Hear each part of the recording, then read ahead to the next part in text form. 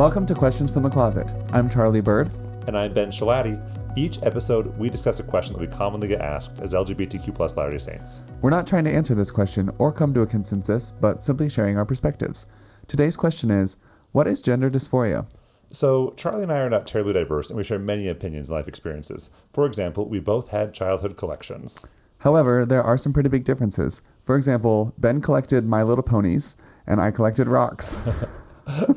Rocks, huh? That's rocks. Super exciting. No, it really is. Rocks are amazing, okay? Well, obviously rocks are so amazing. My they just grandpa, sound kind of unexciting. No, but like rocks and minerals and gemstones, I still do collect rocks. Like I love rocks. What do you do with them? Like where do you put them? You polish them. Sometimes I made jewelry. But most of the time I just look at them. Oh. But these days I'm getting like bigger, nicer rocks. Oh. So I can use them as like paperweights. Sure. Or like I was thinking like a book stopper. What are those called? A bookend. A bookend, yeah. Yeah. Yeah, my grandpa collected rocks, and so he gave me some of his, and then he passed away, and I just kept doing it. So. Helps you remember Grandpa. Wait, I know you're. My mom's maiden name, you know it? No, I don't remember. Evanson. I did not know that. Yep, helps me remember Ray. Oh, that's so nice. I did have a My Little Pony collection, but my big collection was stuffed animals. I collected a lot of stuffed animals. I love animals. When I was a kid, my dad would take me to the zoo almost every month, and then we would buy a different stuffed animal every time we went. I noticed you're talking more about the stuffed animals than the My Little Ponies. I loved My Little Ponies, it's a little too on the nose. Well, here's the thing. When people think of My Little Ponies today, there was like a reboot of My Little Ponies. Okay. I watched the 80s version of My Little Ponies. So they're different ponies. Were they worse? Obviously. It was the 80s. Everything was less good then, except for the music. Well, we like to provide a variety of voices and perspectives, and today we're joined by Alexis of Vorka. Hi. Yeah. What do people normally say? Well, just tell us a little bit about you, like where you're from, what do you do? I am a computer science major at BYU. I am from Pleasant Grove. I grew up here Go Vikings? Well, so I went to UCAS, actually. I didn't go to I'm trying to learn the ways of Utah. Where did you go? Charlie was talking over you. No, I went to UCAS. It's this early college high school on the north end of UVU campus. Cool. And so you really want to go to college? Yeah, I did. Yeah, I am really into computers and space and I don't know, and I'm a pansexual transgender woman. All right. That's a lot of information, yes. Just in a couple of words. But Alexis, we're so excited to have you here to talk about this, an experience that's outside the experience that Charlie and I have. And I've known you for quite a while. We've met at BYU on panels. You took a class from me, and you have just really dedicated a lot of your time to educating other people. So I just find that to be remarkable. Thank you. And to prepare for this, before everyone showed up, I listened to Reflection from Mulan, and then made Charlie listen to part of it, and then sang part of it, and I was not good. It was terrible, actually. Charlie, I was doing my best. We're snarky today. Anyway, so we don't have to talk about Mulan, of course. But this question, what is gender dysphoria? Just help educate us. Like, what does gender dysphoria mean? Yeah, so there's kind of two angles to it. The one angle is like sort of the medical angle. Like it's a capital G, capital D entry in the DSM-5. It's the thing you're diagnosed with in preparation for like medical treatment or surgery or whatever, and it's focused on the clinically significant distress that's caused from the disconnect. So gender dysphoria is distress. Yes. Yeah, distress, dissonance, like all sorts of D words. But then there's the more like colloquial use definition, which is kind of broader. Like in the DSM-5, there's a set of, I think it's like 12 characteristics that you need to have at least 2 of for like 6 months or more, and blah, blah, blah. Whereas colloquially, it's understood more as this general experience of like discomfort. It falls under a couple different categories. For me, for my personal experience, I divide it into sort of mental and emotional dysphoria, which is like purely within yourself, like your sense of yourself within your brain. So like for me, gradually, like as I went through puberty up through like, especially at my senior year of high school, I felt really emotionally stunted is a way to put it. Like I was aware of what I was supposed to be feeling, but it didn't feel like those were actually my emotions. They felt kind of distant and fake. And like what kinds of emotions were you feeling that you were just like choosing to feel, I guess? Well, so in retrospect, I would say that what I thought of as normal for myself would be any healthy person's depressed. Like whenever I felt happy, it was like, oh, this person on this recording that I am watching from the back seat in the theater in my brain is happy. Or like when I'm sad, it was like just kind of numb. Or like, I don't know, I felt like, especially through high school, I had like two emotions. I was either annoyed or like ambitious. Like I didn't have emotions. Sounds like you're a Slytherin. Yeah. But then after I got back from my mission, I started actually exploring what transition would mean for me. Like I had come out to my parents while I was on my mission, and so it... Can I pause you for a second just to make sure I'm understanding? So it sounds like you felt like you were watching yourself. Oh, yeah. And not being yourself. Yeah. I felt like my body was on autopilot, and I was just watching my life go by. Like it wasn't actually my life. It was like a video game I was playing. And did you feel like this disconnect was coming from like the gender, or is it like other aspects too? Well, it's kind of funny how things change in retrospect. At the time, like I wouldn't have even been able to tell you what it was I was feeling. Mm-hmm. But given you just knew something felt off. Yeah. Okay. But given that it cleared up really, really well when I started hormone therapy, it's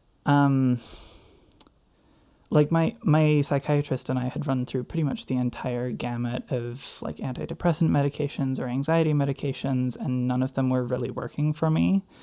And so I was just miserable, and I was like, well, maybe hormone therapy would actually work, because I had heard anecdotally that it was really helpful for a lot of people. And fortunately, like really quickly, within like 2 weeks, like my emotions started lifting, and they started feeling like I was actually feeling them. Like it felt like where before I was like a backseat driver in my head, now I'm actually sitting at this table. It's me. Mm-hmm. Like all of my emotions felt more genuine. It's like I got a new glasses prescription. Mm-hmm. It's like everything was muted and blurry and dull before, and then all of a sudden it's sharp and clear and so much more colorful, and such a broader range of like what I am supposed to be feeling is actually coming through. Yeah. So part of transitioning reduced that disconnect, that distance you were feeling. Absolutely, yeah. So what I'm hearing you say is gender dysphoria and being trans are different things. Yes. What's the difference? Dysphoria is like an aspect of being trans, but like it's the piece of being trans that focuses on the pain. I think before you've talked a little bit about gender euphoria, which is like the opposite, and honestly is a much better like indicator of whether someone is trans, because like I would not have thought I had dysphoria. In fact, I remember several points where I thought to myself, gee, I wish I had dysphoria, because then I could transition. Uh-huh. And it's like, that is dysphoria. Like it's just kind of being numb and whatever. But then euphoria, like going after like men are that they might have joy, going after what feels right, going after what feels much more like in line with who I was meant to be, has been just really like meaningful for all sorts of pieces of my life. So gender euphoria is when there's like a connection between you and your gender. Yeah. So someone who's cisgender, their gender that they feel who they are aligns with their gender at birth. Do cisgender people experience gender dysphoria and euphoria as well? I would say so. Yeah. I mean, it's kind of like that object lesson that we use where a fish doesn't realize that it's in water because it's just surrounded by water. Cis people are surrounded by euphoria a lot of the time, but like I feel like cis people seek out things that give them euphoria. Like, how else do you explain like shampoo bottles and their advertisements towards men or towards women, like or like advertisements in general, just like kind of selling you this is what will make you feel right. Or like some people like seek out clothes that make them feel masculine or feminine. Yeah. Like if I wear a shirt and someone's like, Ben, your shoulders look so broad, I'm like, awesome. Yeah. And no one ever says that though, but yeah. And then you flip that around and it's like, have you ever seen She's the Man? Yes. Of course. I love Amanda Bynes. Amanda Bynes, she's amazing. Whatever happened to her? Anyway, we I remember reading an article somewhere. I tried to find it earlier. Apparently, she reported feeling really like depressed and uncomfortable while she was filming that, and while she was watching it when it was initially released, because she didn't feel connected to how she looked. And I mean, to me, that sounds like dysphoria. It's just like not a common enough part of most cis people's experiences that it kind of gets overlooked. Whereas with trans people's experience, like we see the contrast, and it becomes really, really stark. A lot of the, I mean, for not everyone, but like, yeah. You know, I kind of want to like walk in your shoes a little bit more to quote a great book title. And so I would like to walk in your shoes a little more and just kind of understand what it's like to have those feelings. So you served a mission. Yes. What was it like to serve a mission as an elder? It was really difficult for me, but not necessarily because of the elder part quite as much. It was, I mean, that was right around when I started actually coming out to myself. And so everything was just kind of hitting the fan. It was really uncomfortable to have to dress in a suit every day and like kind of being boxed with the other elders, like during district conferences. And I don't know. I feel like the hardest part for me, though, was, so I served my mission in Japan. And Japan is not exactly known for being a place with a lot of people who want to talk to the missionaries. And so I spent a lot of time in my head. And that was really hard for me because everything was just falling apart. Like I started having panic attacks, and the second person I ever came out to was the mission like area counselor. And that was an adventure. He didn't seem to have any idea what to do with me. When I sent my coming out email to my parents, they were able to... You came out to them via email? Yes. While on your mission? Yes. Wow. Yeah, they were kind of in the same place I was at that point, like, let's figure out how to fix this. And so they were actually able to arrange for me to meet with a therapist over Skype while I was out, which was really helpful.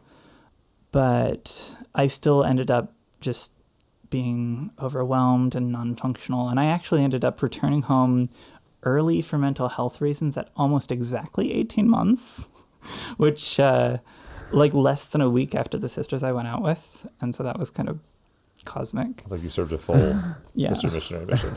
Yeah. Can you tell us, what was it that made you feel like you needed to express what was happening to your parents at that time? How overwhelming everything was getting, particularly the depression and the anxiety and the panic attacks. And I mean, like a lot of queer people, I felt like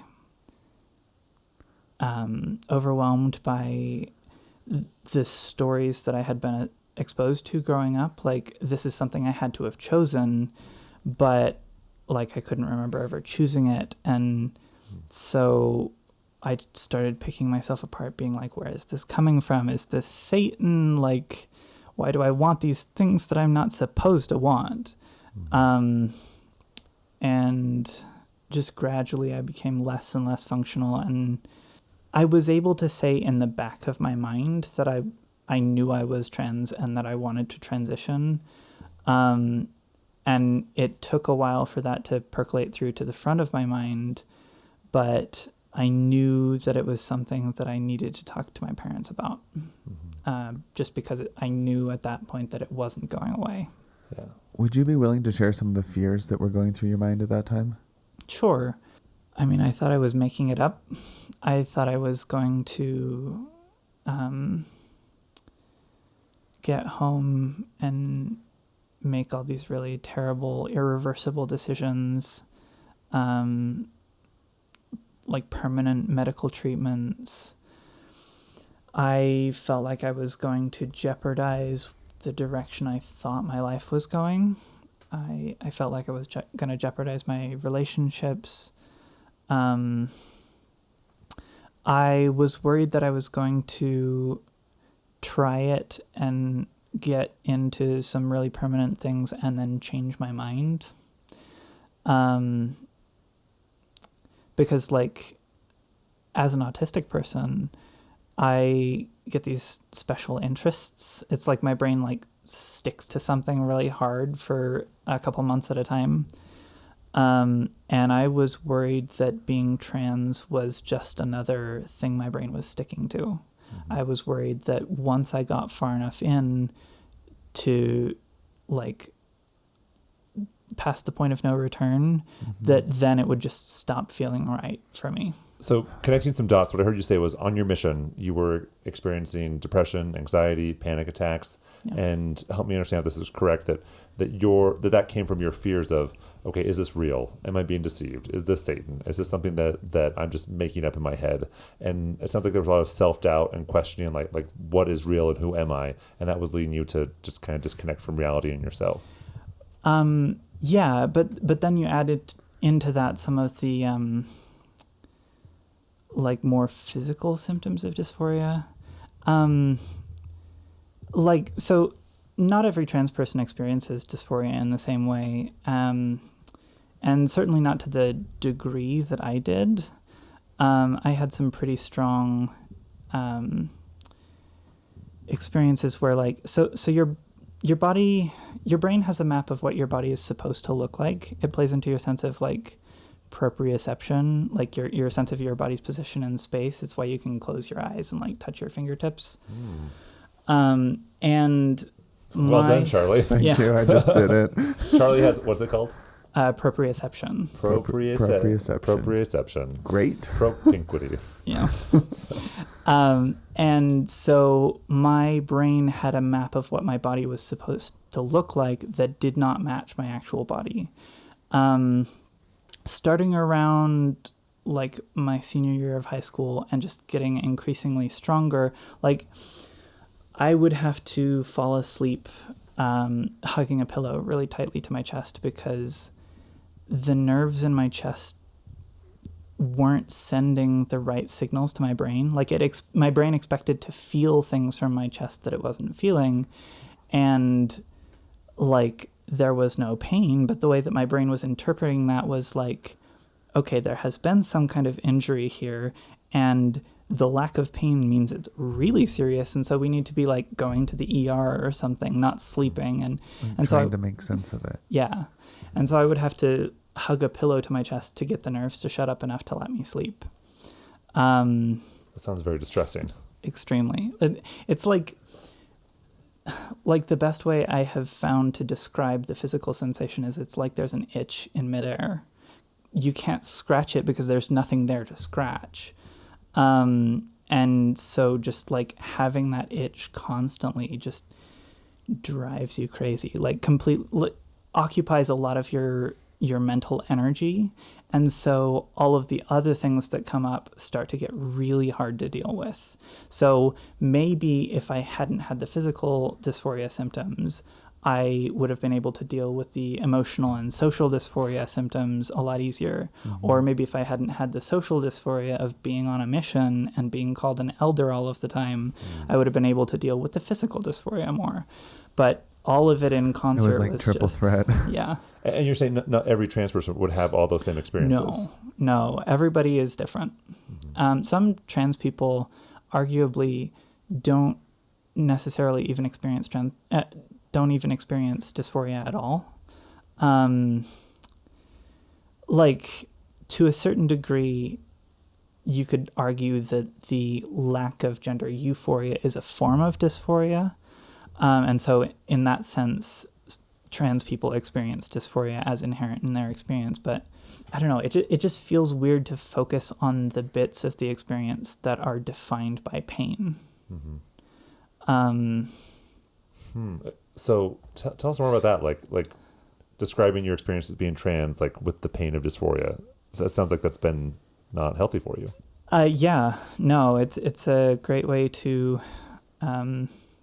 stay in therapy for years and years. Part of the beauty of being trans for me is moving past that pain, finding the actual reasons behind this experience, finding the ways that it has allowed me to connect with and serve people differently than I would have before. So I had an experience I had several experiences on my mission, but one in particular, we were having kind of an off day. I think my companion might have been sick or something. And so I just kind of holed myself up in this little side room we had for luggage. And I tried to do the E16 thing. Like, I tried to pray all day and just figure out what this was that I was going through and what I was supposed to do with it. And I felt like by the end of it, I had been told that this was like a part of my experience on this earth on purpose.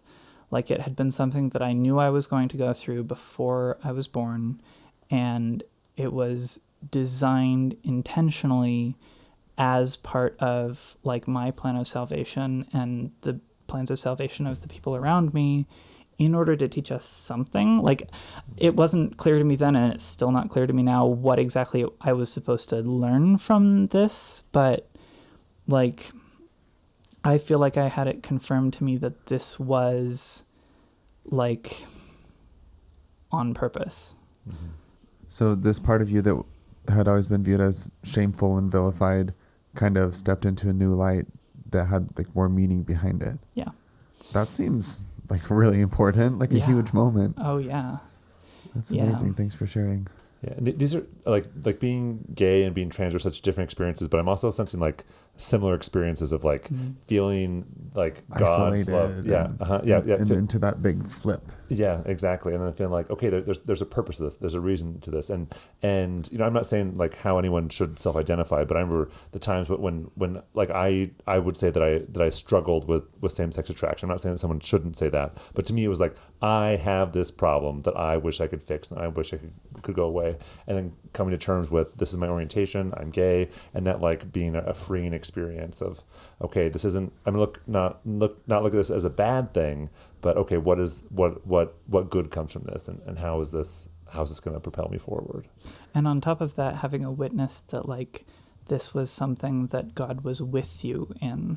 One of the big things that I remember from that experience was feeling this sense that God knew me and loved me as his daughter.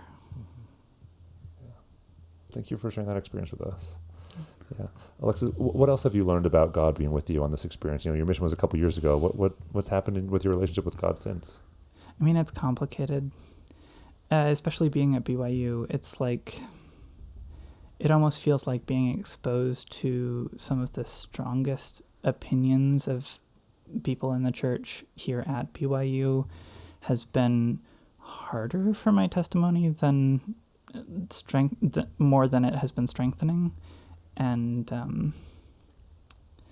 I don't know, but at the same time, The Chosen. Yeah. When I think about great TV that, show. Yeah, when I think about that Jesus, I think of him like going out and meeting people where they are and trying to help lift them and coming to them with understanding and empathy. And I feel like my experience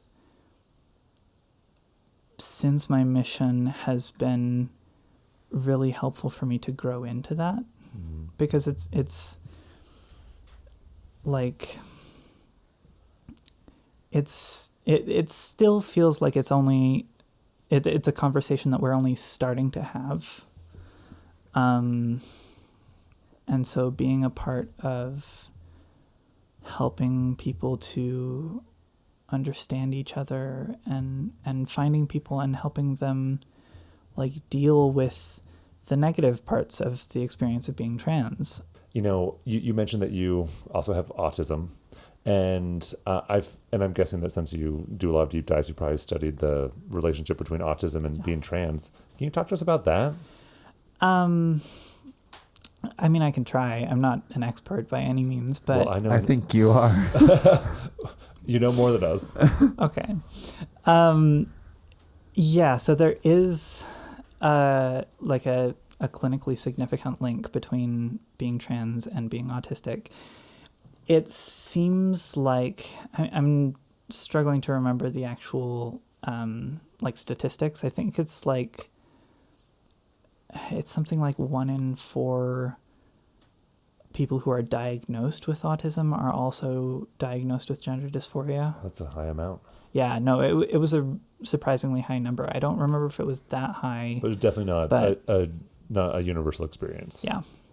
And I mean, certainly not every autistic person is trans and not every trans person is autistic, but there is a significant overlap. And at least with my own personal experience and like within myself and with talking to my friends who are also trans and autistic, it feels like it's not that it's inherent to being autistic or being trans. It feels like it's just that like maybe being autistic gives you the push to be more introspective. And so you realize the disconnect more because you're already kind of disconnected from mainstream neurotypical society. You're less inhibited by like some of the things you would have internalized growing up, like the gendered expectations and yeah. So I know there's a lot of people who like feel uncomfortable and don't really know what to say. They feel awkward trying to use the right pronouns and things like that, and aren't really sure, like, I mean, this sounds bad, but like, I know people who are just like, I wouldn't know what to do if I was around someone who was trans. Like, I don't want to offend them. I don't know how to act. What would you say to someone who's kind of feeling nervousness? We're more scared of you than you are of us. Oh my gosh. Like everyone's different, obviously. Yeah. And so it's hard to give a general answer, but it's like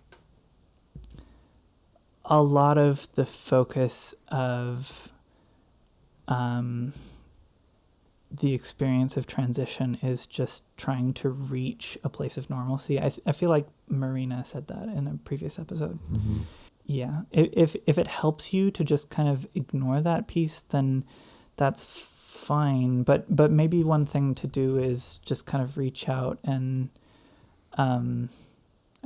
try to find more diverse stories and engage with them and learn what it's actually like and start to just see them as just people. Yeah, like you find the humanity in people as you connect and get to know them. Yeah. Are there any like resources you would recommend to people who want to learn more about gender dysphoria or the trans experience?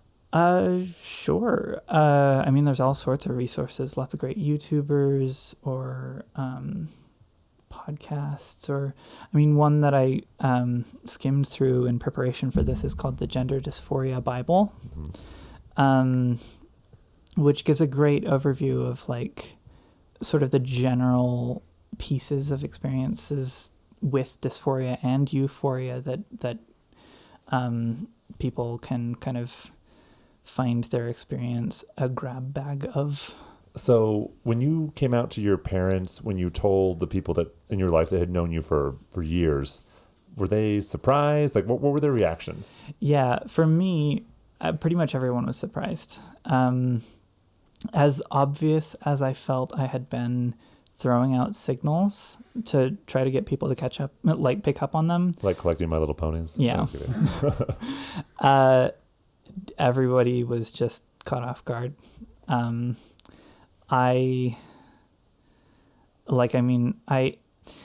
lot of trans people, trans feminine people especially, go through what's called the denial beard phase.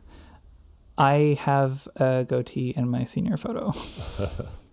And it pains me now to look back on it because, like, I was starting to catch on that this was a part of my experience, and I was like fighting back against it really hard. I was like, no, I can be a guy, watch me. And a lot of trans people who go through that will just, it seems like they rubber band. They're like hyper masculine or hyper feminine, and it just cracks. Like we talk about eggs, or trans people who haven't come out to themselves yet. When their eggshell cracks, they just rubber band right over to the other side and go hyper feminine or hyper masculine, and then they kind of come to like a stable point where they actually feel comfortable long term. Yeah, you know, it's funny if you're gay and you have a beard, your beard is the person you're dating to like show you're straight, and in your case, a beard is an actual beard to try and be masculine. Yes. Yeah, and I mean, the rubber banding is kind of similar. Like when someone first comes out as gay, like sometimes they'll just dump all of these crushes that they've been holding on for forever, like all of these celebrity crushes and whatever, and it feels like all they talk about is being gay. In the same direction, it's like trans people rubber band over to, I'm going to wear dresses and skirts all the time. Like I'm going to grow my hair out super long, and I'm going to wear makeup all the time. And it's like, that's a lot of work. Yeah. That actually reminds me of, we did an episode on the stages of coming out and how typically people like go from a state of like denial and it turns into, I don't know what, you know all the stages. Will you tell me the stages? I just like to test your memory. Yeah, you go from a stage of acceptance, like a pride stage. But then it's like typically within that it's like over identifying with like the pendulum swings. Yeah. And so in this case, the rubber band snaps. It's usually I'd be interested to look at like social research surrounding transgender individuals to see if it follows a similar trajectory through those stages of coming out. I would be very interested in following research like that too. Unfortunately, it does not exist from what I have found. Yeah. And you would know. There's so much about the trans experience that needs research that people just haven't done yet. Yeah. One thing I want to ask is when someone what's the verbiage we use when someone's like, do they realize they're trans? Do they discover they're trans? How would you say that? Both of those are good. Yeah, when they come out to themselves, when their egg cracks is kind of the like slang phrase. Never heard that before. Yeah. Sort of the slang term is that trans people, before they realize they're trans, they are eggs.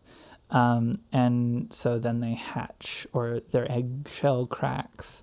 And there are some kind of funny spins on that. Like, you know how a lot of the time queer students in like elementary or middle school will find each other and form friend groups before any of them are aware that they're queer. Some people call that an egg carton. Oh. No. That's cute. I've never heard that before.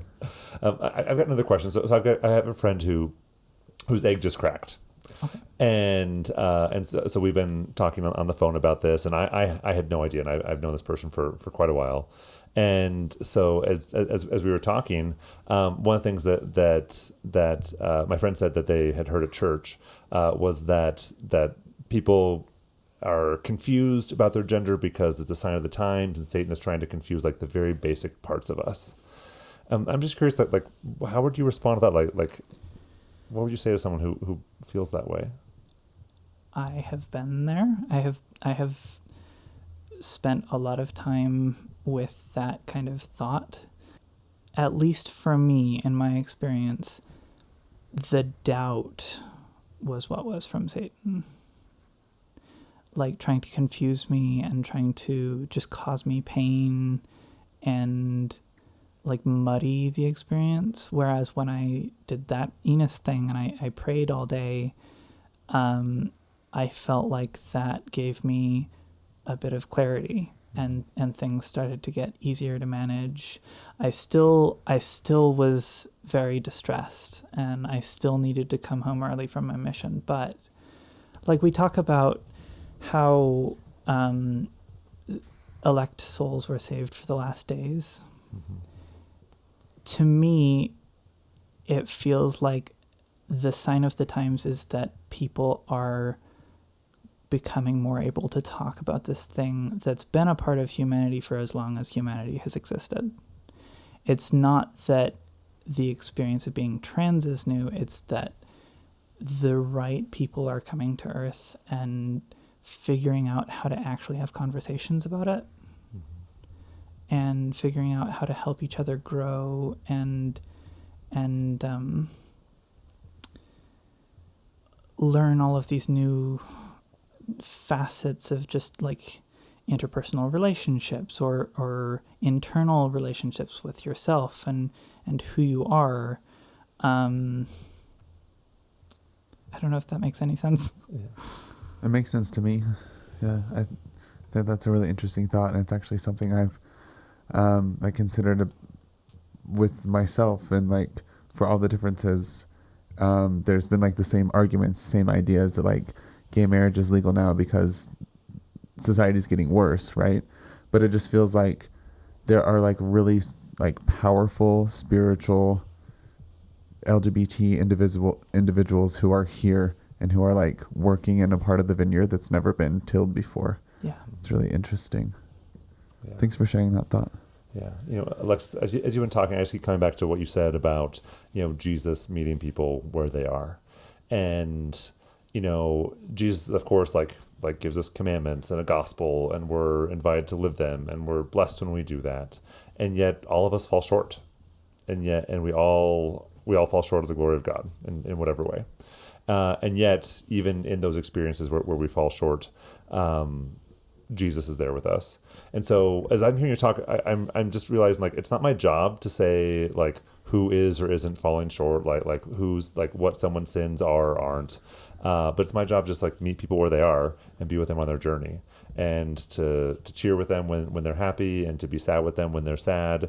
And I'm just grateful that you're someone who's willing to take us with you on your journey so that we can be there with you. Absolutely. Yeah. Thanks so much for sharing. You're like incredibly brave and thoughtful, and I think you're definitely very introspective, and it's been really fascinating like hearing your thoughts, and thanks for letting us ask questions.